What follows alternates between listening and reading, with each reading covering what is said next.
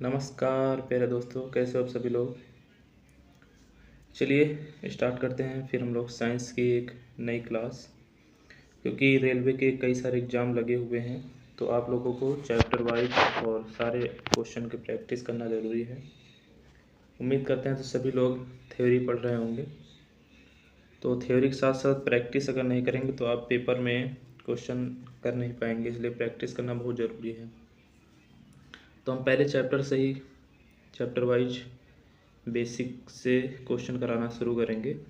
आप सभी लोग पेन कापी लेके ज़रूर बैठें और सभी क्वेश्चनों के आंसर ज़रूर दें कमेंट करके। चलिए तो पहला क्वेश्चन देखिए। पहला क्वेश्चन है कि निम्न में कौन आधारी राशि नहीं है। सबसे पहले ये ज़रूर देखा करो कि है कि नहीं, ये बहुत इंपॉर्टेंट है, ये बहुत क्वेश्चन गलत कराता है। आधारी राशि नहीं है, कौन सा इसमें आधारी राशि नहीं है। तो आधारी राशि का मतलब होता है मूल राशि। मूल राशि जानते हो, ठीक, ये SI मात्रक। तो इसमें से कौन सा नहीं, तो द्रव्यमान आपका SI मात्रक होता है, समय होता है, विद्युत धारा होता है, वेग नहीं होता है। ठीक है, तो वेग क्या है, एक व्युत्पन्न राशि है, मूल राशि नहीं है। नेक्स्ट क्वेश्चन है SI मात्रक में कितने आधारी मात्रक होते हैं। आधारी मतलब वही मूल राशि कितने होते हैं टोटल, तो टोटल कितने होते हैं, 7 होते हैं। ठीक है, 7 होते हैं। 7 के आप 7 के साथ आपको पता होनी चाहिए। इसमें आपको द्रव्यमान एक दिया ही है, समय दिया ही है ना, विद्युत धारा दिया है। इसके अलावा भी 4 और होते हैं। ताप होता है, ज्योति तीव्रता होता है, मोल होता है जिसका पदार्थ की मात्रा का मोल होता है। ठीक, ऐसे टोटल आपको 7 याद रखना है। चलिए नेक्स्ट क्वेश्चन देखिए। अगला क्वेश्चन है मापन मुख्य रूप से, जो मापन है मुख्य रूप से एक प्रक्रिया है। ठीक है, क्या कैसी प्रक्रिया है, क्या करने की प्रक्रिया है। ऑप्शन में दिया है गणना करने की, स्पष्ट करने की प्रक्रिया है, तुलना करने की प्रक्रिया, बदलने की प्रक्रिया है। तो मापन जो प्रक्रिया है कैसी प्रक्रिया है, तो जो मापन किया जाता है, किसी वस्तु का मापन किया जाता है तो उस तुलना करने के लिए किया जाता है। ठीक है, किसी चीज़ का तुलना करना आपस में, इसीलिए हम मापन करते हैं। नेक्स्ट क्वेश्चन देखिए।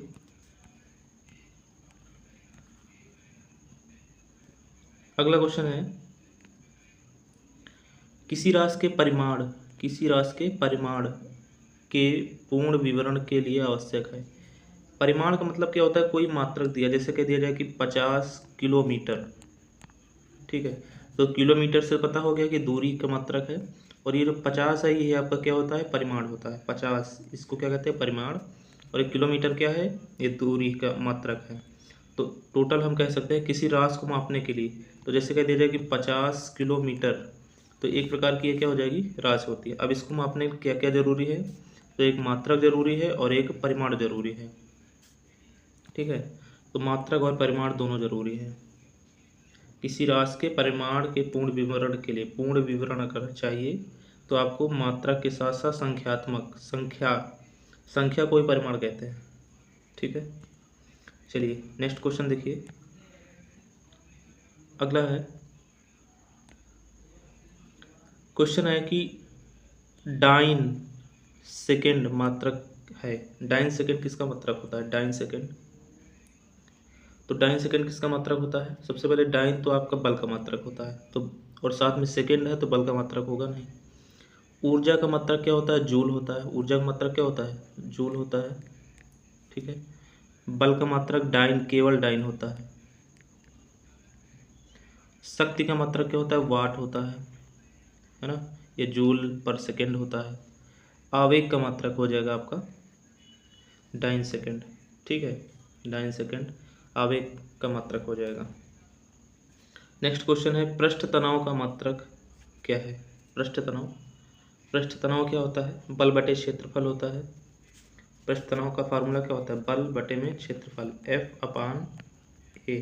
तो F का मतलब हो जाएगा न्यूटन इसका मात्रक, और A का मतलब क्षेत्रफल का क्या हो जाएगा, मीटर स्क्वायर। तो न्यूटन पर मीटर स्क्वायर हो जाएगा पृष्ठ तनाव का मात्रक। ठीक है, चलिए नेक्स्ट क्वेश्चन देखिए।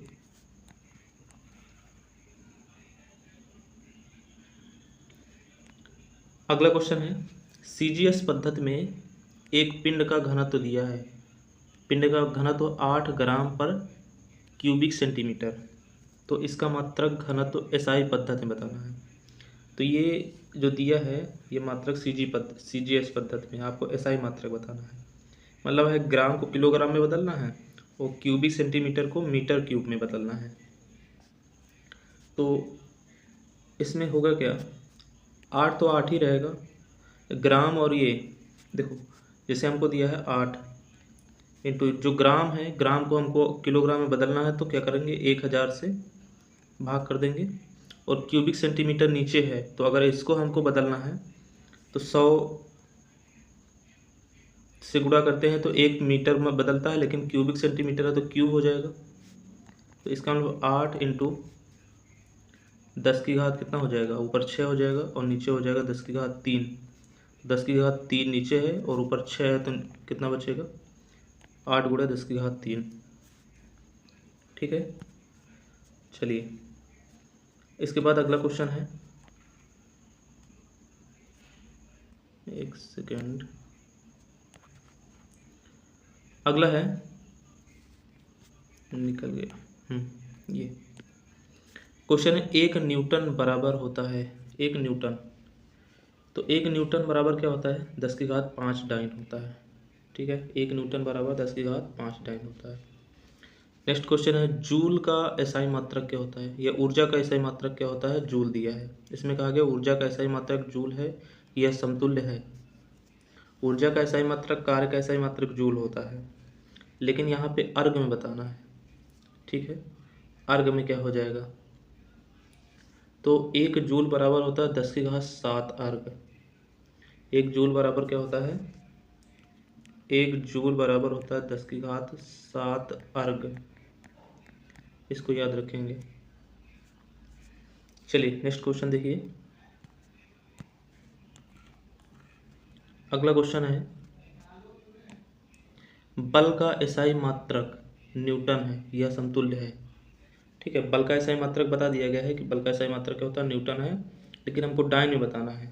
तो इसका मतलब क्या है कि 1 न्यूटन बराबर कितना डाइन होता है, तो 1 न्यूटन बराबर कितना डाइन होता है, 5 डाइन। ठीक है, 10 की घात 5 डाइन होता है। चलिए अगला क्वेश्चन है, कोणीय वेग का विमीय सूत्र बताइए। तो विमा भी काफ़ी ज़्यादा पूछा जाता है। कोणीय वेग का विमीय सूत्र क्या हो जाएगा, कोणीय वेग ओमेगा होता है। ठीक है, फार्मूला 2πr/t होता है। तो ऊपर r मतलब मीटर हो जाएगा, नीचे t है समय हो जाएगा, तो ऊपर जाएगा तो LT इनवर्स L(t⁻⁻1) होता है। ठीक है, तो इसका आंसर हो जाएगा, m के ऊपर तो 0 लग जाएगा और L(1) t⁻⁻1, ये हो जाएगा आंसर इसका। ठीक है, कोणीय वेग। नेक्स्ट क्वेश्चन देखिए, गुरुत्वाकर्षण नियतांक की विमा है, थोड़ा सा और ऊपर करते हैं, दोनों दिख जाए एक साथ। नेक्स्ट क्वेश्चन, गुरुत्वाकर्षण नियतांक की विमा है। गुरुत्वाकर्षण नियतांक, सबसे पहले गुरुत्वाकर्षण नियतांक जो होता है जी होता है, जी होता है, जी का मान कितना होता है, 6.67 इंटू 10⁻⁻11 न्यूटन मीटर स्क्वायर पर किलोग्राम स्क्वायर होता है। ठीक है, न्यूटन मीटर स्क्वायर पर किलोग्राम स्क्वायर होता है। अगर इसकी हम विमा निकालेंगे तो इसमें आप याद रखो, चाहे निकालना सीख लो मात्रक से, ये इसकी विमा हो जाएगा m−L² t⁻⁻2। ठीक है, चलिए नेक्स्ट क्वेश्चन देखिए। अगला क्वेश्चन है, भौतिक राशि निम्नलिखित रूप से परिभाषित की जा सकती है। कोई भी भौतिक राशि है वो कैसे परिभाषित की जा सकती है। ठीक है, तो भौतिक राशि को परिभाषित करना है तो इसमें कहा गया कि वह जिसमें द्रव्यमान हो, वह जिसमें भार हो, वह जिसमें विमा हो, या जो मापी नहीं जा सकती। ठीक है, तो भौतिक राशि वह राशि होती है जिसमें द्रव्यमान होता है। द्रव्यमान होता है तो वो भौतिक राशि होती है। चलिए नेक्स्ट क्वेश्चन देखिए। अगला क्वेश्चन, एक विमा दिया है M L 1 T 1। M L 1 T 1 किसका विमा है? M L 1 T 1 ये किसका विमा हो जाएगा? तो विमा आपको याद रखना पड़ेगा मात्रक से। तो M L 1 T 1 से ये आपका विमा हो जाएगा श्यानता गुणांक का। ठीक है, श्यानता गुणांक का आपका विमा हो जाएगा। विस्कोसिटी। नेक्स्ट क्वेश्चन है, निम्नलिखित में से किस भौतिक राशि का युग्म की विमाएं समान होती हैं? विमाएं समान हैं तो कार्य और ऊर्जा का मात्रक सेम होता है तो विमा समान होगी। बल और संवेग का मात्रक अलग अलग होता है तो इसके समान नहीं होगी। संवेग और ऊर्जा अलग अलग है, बल और शक्ति अलग अलग है, तो आंसर हो जाएगा इसमें ए।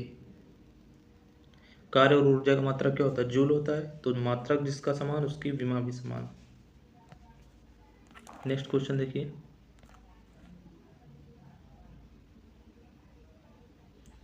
नेक्स्ट क्वेश्चन है, भौतिक राशि निम्नलिखित रूप से परिभाषित की जा सकती है। ये तो क्वेश्चन हो गया अभी, है ना, जिसमें द्रव्यमान होता है। आगे है ऊष्मा चालकता की विमा। ऊष्मा चालकता, ऊष्मा चालकता की विमा क्या हो जाएगा? तो इसको तो आपको याद रखना पड़ेगा, M L T⁻²K इनवर्स। ठीक, ML T⁻²K इनवर्स, तो ऑप्शन नंबर बी हो जाएगा। नेक्स्ट क्वेश्चन देखिए 17 और 18। क्वेश्चन है ML T⁻² निरूपित किया जा सकता है। तो ML T⁻ किसका हो जाएगा? तो आपका बल का तो पता होता है, ML T⁻² होता है। ठीक, ऊर्जा और कार्य के विमा सेम होती है, ML² होता है। दाब का तो होता नहीं है क्योंकि बल बटे क्षेत्रफल होता है। ठीक, बल बटे क्षेत्रफल होता है, तो बल का ऊपर दिया है, मीटर स्क्वायर से अगर भाग करेंगे तो ML 1T⁻² हो जाएगा। तो ये आपका संवेग का हो जाएगा। ठीक है, ML T⁻ संवेग का हो जाएगा। इसके बाद कहा गया है कि यदि द्रव्यमान, लंबाई, समय के मात्रक आधे कर दिए जाएं तो दाब का मात्रक हो जाएगा। दाब का मात्रक क्या हो जाएगा? पहले इसको हम थोड़ा सा ऊपर खिसकाते हैं।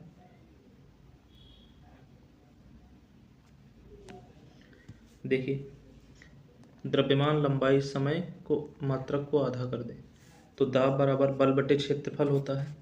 दाब बराबर क्या होता है? बल बटे में क्षेत्रफल। इसमें कह रहे हैं कि द्रव्यमान, लंबाई, समय की मात्रा को आधा कर दिया जाए, तो जो सबको आधा कर देंगे तो क्या हो जाएगा? दाब का मात्रक क्या हो जाएगा? इसको आधा करेंगे, बल किसको? द्रव्य, पहले तो बल को तोड़ेंगे, M × A, क्षेत्रफल होता है लंबाई गुणे लंबाई, ये चौड़ाई कह सकते हैं। तो यहाँ पे द्रव्यमान को आधा करेंगे तो M का मान आधा हो जाएगा, तो 1/2 हो जाएगा। लंबाई को आधा करेंगे तो L और L 2 बार आधा हो जाएगा, तो 1/4 हो जाएगा नीचे। ठीक है, समय, अब ये त्वरण है, त्वरण ऊपर है, वेग प्रति, और समय होता है समय का मात्रक, त्वरण का मात्रक क्या होता है? मीटर/सेकंड² होता है। तो 1/2 ये भी हो जाएगा, तो सेकंड² मतलब है कि t का अगर आधा कर देंगे तो 4 हो जाएगा, ऊपर 4 चला जाएगा, ऊपर चला जाएगा 4, तो ये सब नीचे आ जाएगा, तो 1/4 ऊपर चला जाएगा, 4 × 4 कैंसिल हो जाएगा, तो 4 हो जाएगा। कुल मिला के आप इसको ऐसे समझिए, इसका आंसर कितना हो जाएगा, 4 हो जाएगा। ठीक है, 4 गुना। इसके बाद 20 नंबर है क्वेश्चन, देखिए प्लांक नियतांक। प्लांक प्लांक नियतांक h का मान कितना हो जाएगा? प्लांक नियतांक h का मान कितना हो जाएगा? तो प्लांक नियतांक फार्मूला होता है आपका 6, या इसका मात्रक होता है 6.67 × 10⁻⁻34 जूल सेकेंड। ठीक है, जूल सेकेंड होता है। तो यहाँ से अगर इसका हम विमा निकालेंगे तो हो जाएगा ml² T इनवर्स। ठीक है, ml² T इनवर्स हो जाएगा। चलिए नेक्स्ट देखिए, साइन थीटा की विमा कोई नहीं होती है, साइन थीटा की तो कोई विमा नहीं होती है। और नेक्स्ट क्वेश्चन देखिए, पूरा तो दिख नहीं रहा, इसको ऊपर करते हैं।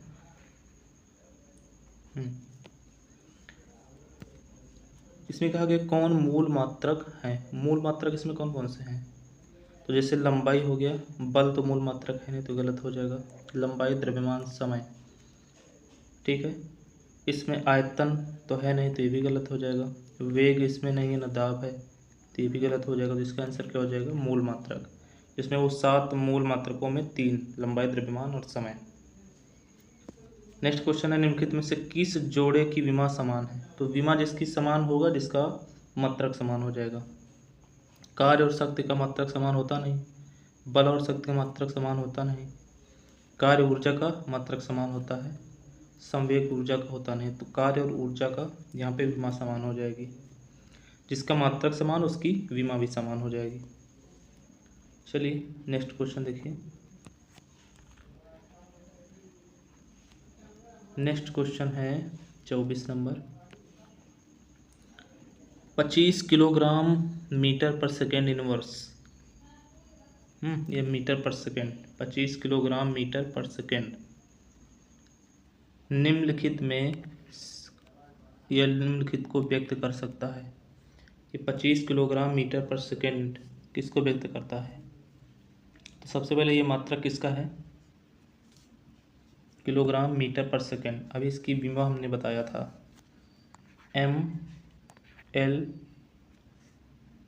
T inverse. अभी इसकी विमा हमने बताया था, ये वाली एक इसकी विमा है ml T इनवर्स।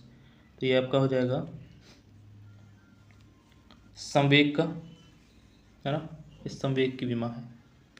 तो रेखीय संवेग का हो जाएगा, कोणीय संवेग नहीं, कोणीय संवेग अलग होता है, रेखीय संवेग या संवेग सेम होता है। इसके बाद है आवृत्ति की विमा। आवृत्ति की विमा कौन सी है? आवृत्ति का मतलब 1/T होता है, 1/T, और T ऊपर जाएगा तो क्या हो जाएगा? T इनवर्स हो जाएगा। जिसमें केवल T इनवर्स है वही आंसर हो जाएगा, 25 का C हो जाएगा। ठीक है, क्योंकि आवृत्ति क्या होता है? 1 सेकेंड में किए गए कंपनों की संख्या, 1 सेकेंड में किए गए T बराबर 1/N होता है, या N बराबर 1/T होता है। तो T ऊपर जाएगा तो T इनवर्स हो जाएगा, और कुछ नहीं होता है। तो m की घात 0, L की घात 0, T की घात -1।